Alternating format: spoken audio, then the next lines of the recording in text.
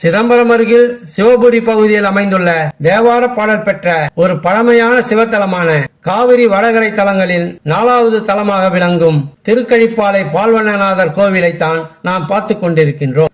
இத்தலத்தின் மூலவர் பால்வண்ணநாதர் என்றும் இறைவி வேதநாயகி என்றும் அழைக்கப்படுகின்றனர். கபிலமுனிவர் பால் கறந்த வெண்மை நிற மணலால் லிங்கம் அமைத்து வழிபட்டதால் இறைவன் பால்வண்ணநாதர் என பெயர் பெற்றார். திருஞான சம்பந்தர் மற்றும் திருநாவுக்கரசர் ஆகியோரால் பதிகங்கள் பாடப்பட்ட பெருமை இத்தலத்திற்கு உள்ளது.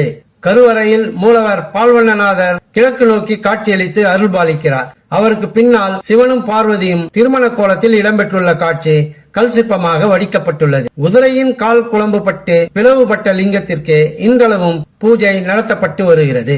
குதிரை குளம்படிப்பட்ட பள்ளம் 2 லிட்டர் பால் பிடிக்கும் அளவிற்கு உள்ளது. தினசரி அபிஷேகத்துக்கு பின்னர் இதில் தேங்கி நிற்கும் பால் பக்தர்களுக்கு பிரசாதமாக வழங்கப்படுகிறது.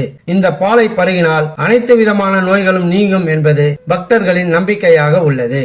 அதேபோல் சுந்தரேஸ்வரர் உடனுரை மீனாட்சி மற்றும் குஞ்சிதபாதேஸ்வரர் நடராஜர் உடனுரை கோமதி நாயகி என்ற பெயருடன் அருள் புரிகிறார்கள். இத்தலத்தில் உள்ள பைரவர் காசியில் உள்ள கால பைரவரை போல நாய் வாகனம் இல்லாமல் காட்சியளிக்கிறார். 4 அடி உயரம் கொண்ட பைரவர் சிங்கப்பல்லுடன் வீற்றிருக்கிறார்.